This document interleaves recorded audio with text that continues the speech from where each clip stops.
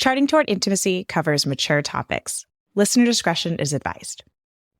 Charting Toward Intimacy covers mature topics. Listener discretion is advised. Bottom line is that no matter what kind of cycles you have, regular or irregular, you can chart your cycles and you can use natural family planning to avoid pregnancy if you need to. Hey there, welcome to Charting Toward Intimacy, where we're expanding the natural family planning conversation. I'm your host, Ellen Holloway.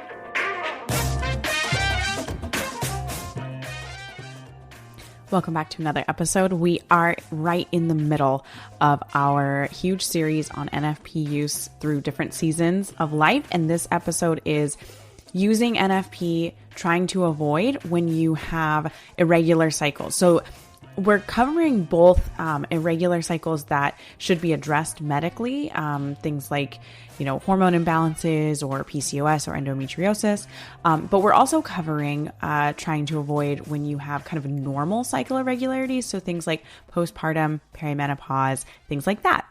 All right, everyone, we are here with Lisa Kimball, who is, today we're going to be talking about trying to avoid when you have irregular cycles. So this is part of that larger series that we have going on right now with using NFP in different seasons of your life or seasons of NFP use. So before we, dive into the topic, welcome. And could you just introduce yourself to us? Yeah, sure. Thank you so much for having me. My name is Lisa Kimball. I'm a medical doctor and I did my residency training in obstetrics and gynecology. I chose this specialty so that I could practice what's called restorative reproductive medicine. Woo! And, really, I wanted to be able to offer women healthcare that truly my passion was, so that it was completely in line with Catholic Church teaching.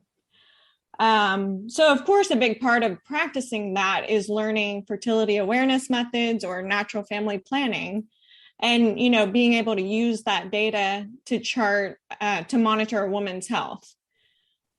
So in residency, I did get to train with a naprotechnology physician.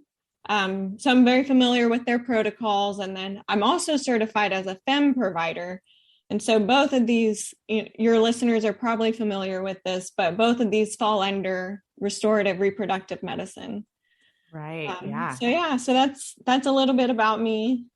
That is fabulous. I'm so excited to have you on the podcast, especially talking about this topic. Because I think, one of the things that I hear quite a bit, and you probably do too, and I think a lot of people who kind of work in an NFP space hear this a lot is, well, I have irregular cycles, so I can't use NFP. And we're here today to tell you that's not true. That's right. Also some caveats to that of, don't just sit in the irregularities of your cycle. Okay. So the season that we're talking about is the season of trying to avoid, or sometimes people just call this using NFP, there's sort of this, I don't know, it comes up a lot where it's like, oh, I'm using NFP. And so you just kind of assume that that's trying to avoid. So, but when you are using NFP with the intention of trying to avoid, and in particular, you have some sort of irregularity with your cycle, maybe that's super long cycles, super painful cycles, anovulatory cycles, whatever, some sort of irregularity. We're going to touch on a couple of things in the podcast, but that's the season that we're talking about. So what would you say are some of the most difficult aspects to charting and using NFP when you're sitting in this season? Yeah. So first of all, I'd like to just talk a little bit about irregular cycles and, what do we do about them? You can have irregular cycles for a reason that is normal or physiologic. For example, if you're in adolescence and you just started your period, you're within the first year or two of having periods, that would be a normal time to have irregular cycles. Also, if you're postpartum or breastfeeding, that would also be another time that it's normal to have irregular cycles. That's right where I'm right now. Yeah. Yeah, sorry. It's just harder in those It's, times. it's a tough season to be in. Yeah. And then the third one is in perimenopause, or as we're approaching menopause, we kind of fall back, towards that cycle of, it's similar to being back in adolescence. You go back to having irregular cycles. So it's important to recognize that there are times when irregular cycles are normal. But then if your irregular cycles are happening for reasons other than those just listed, then, you need to figure out why are you having those irregular cycles? And so, with that, I think you need to work closely, first of all, with any irregular cycles, work closely with a qualified fertility charting instructor. Yes. That would Say be it again. Work closely with your instructor. Don't DIY it. Right. Yes, definitely work closely with the instructor. And with the irregular cycles, ideally using a method that has more than one biomarker. That is a really good point that I hadn't thought about. But yeah, having that cross check of additional biomarkers can be really convenient, or not convenient, just really helpful when you are dealing with irregularities. Right. Yeah. So, and just to go over what that means, we want to, when we're talking about the biomarkers, we're talking about the most common one is cervical mucus. And in my opinion, that is the best one. But, with irregular cycles, that biomarker can be really hard to distinguish, what's my peak mucus, or, for example, with PCOS, you have a lot of fluctuating estrogen. And so with that, you get patches of mucus here and there. And so with that becomes difficult to chart, especially if you're trying to avoid when is it safe to have intercourse. Yeah. And so that's where having more than one biomarker will come in, and help with that. And so some of these other biomarkers would be something like the LH test strips, or sometimes called ovulation predictor kits. Although with PCOS, a lot of times you'll get positive LH, throughout your cycle. So that may not be the best one if PCOS is the problem. Other things, you can use your basal body temperature. And those are the main biomarkers that I like to use. So. Right. Yeah. Yeah. And that basal body temperature, I think it's important to note that that's really only going to help you confirm ovulation. It's not going to tell you anything prior to ovulation. Right. Basal body temperature doesn't help you predict ovulation. It helps you confirm that it happened. Exactly. I think that's a common misunderstanding of basal body temperature.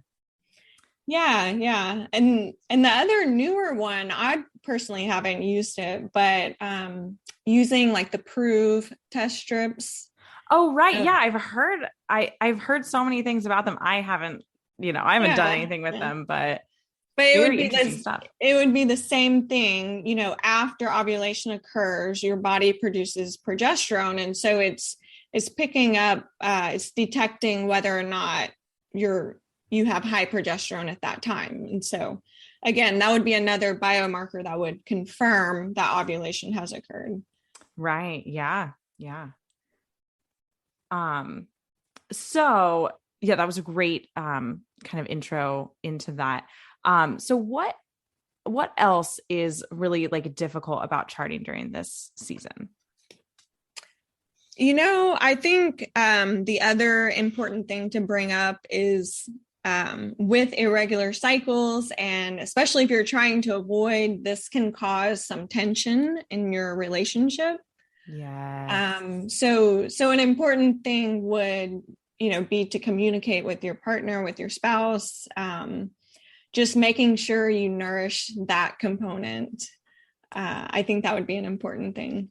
Absolutely. That's so that the communication piece is so important in, using the tool that is NFP at any point in your marriage, regardless of the season.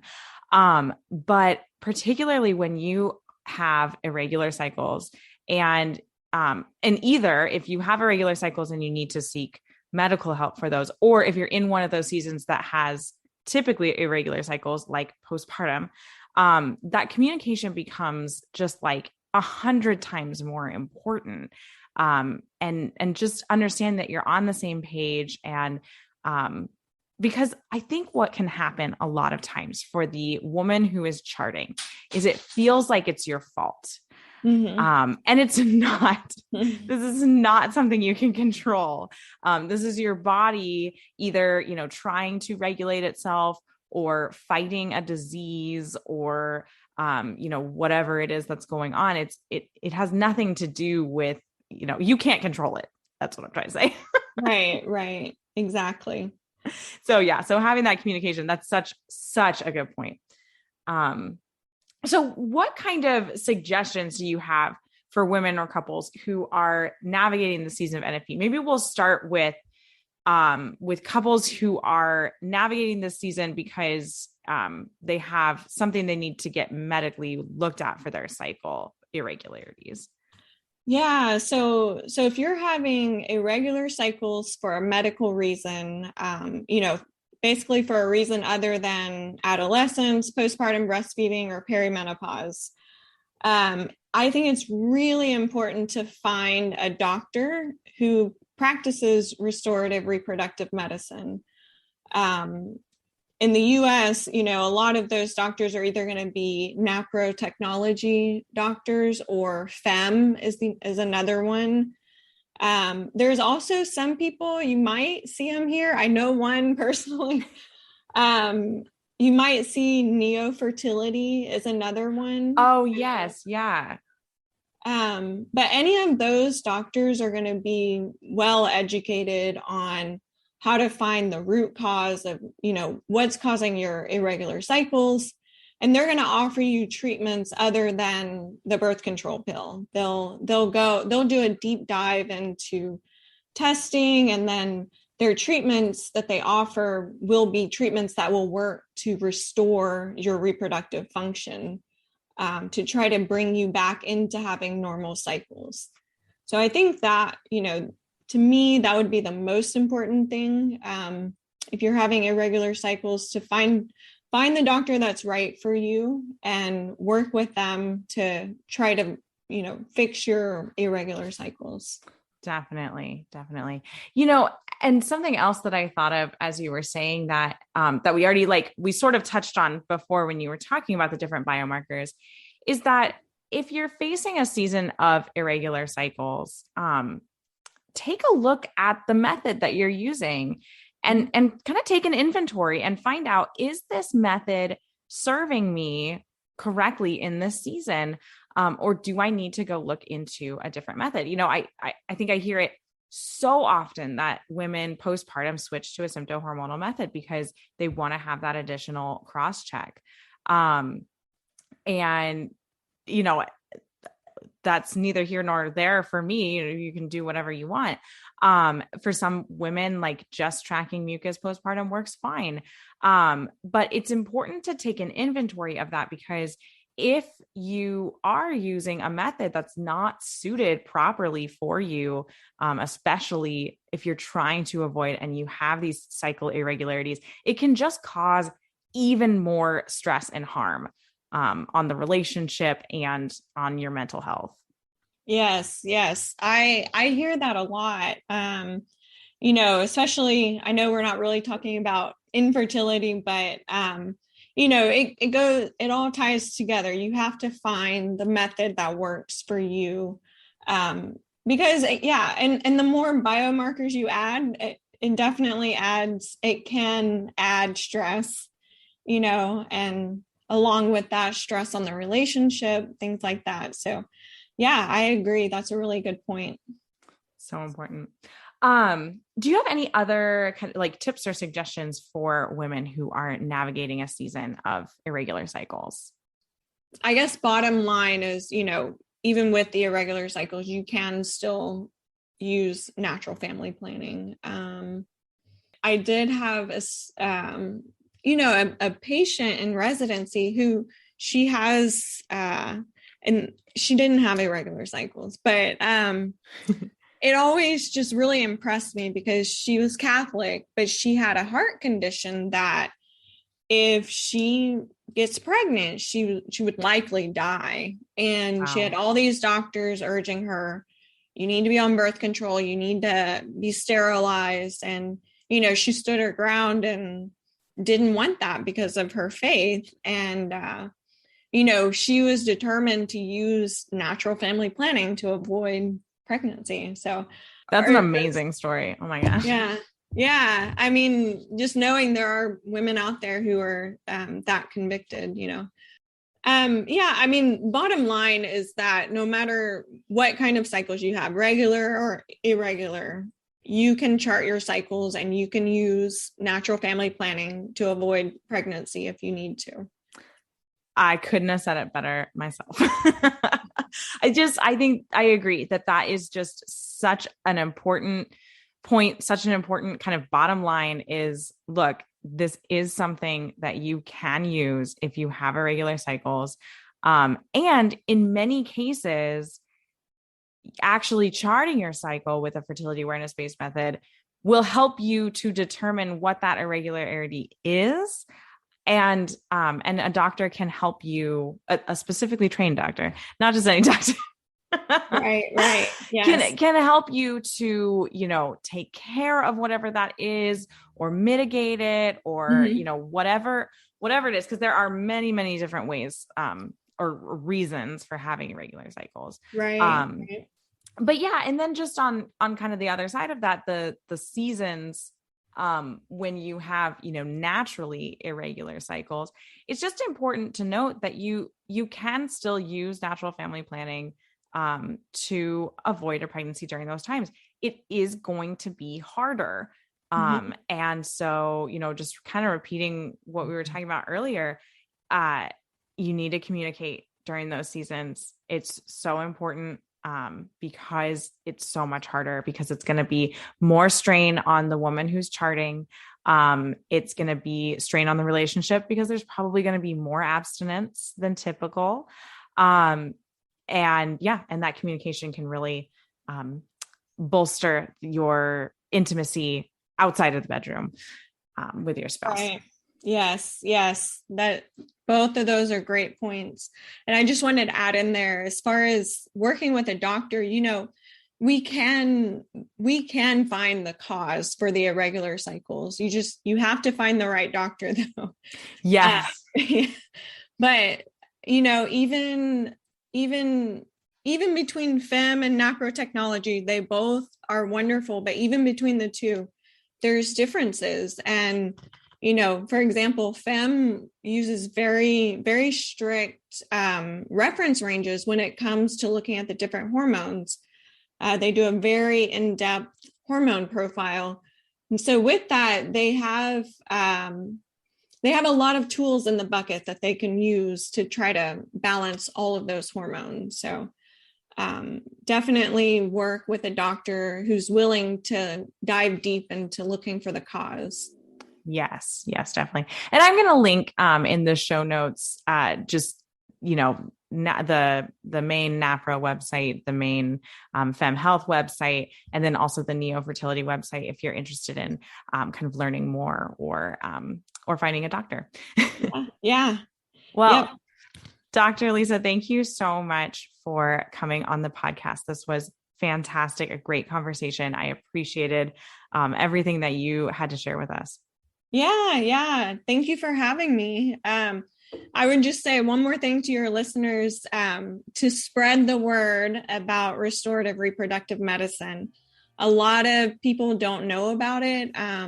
Even among Catholic circles, a lot of Catholic women and a lot of Catholic couples don't know about it. And so I think we need to do our part to tell more people that this is available. Especially for those who have irregular cycles and need a little extra help. So. Definitely. Yeah. Thank you for adding that in. That was great. Thank you so much for being on the podcast. Yes, thank you. Thanks so much for listening. If you are not already following us on Instagram, be sure to check us out at Charting Toward Intimacy. And as I mentioned at the beginning, this is one episode in a multi-part series, charting through the seasons using NFP through different seasons of life. So be sure to check out the episodes before this episode, and then also stick around for the rest of this series. We still have 4 more episodes to go. And I think we start getting into the really juicy episodes next that people are excited about. Until next time.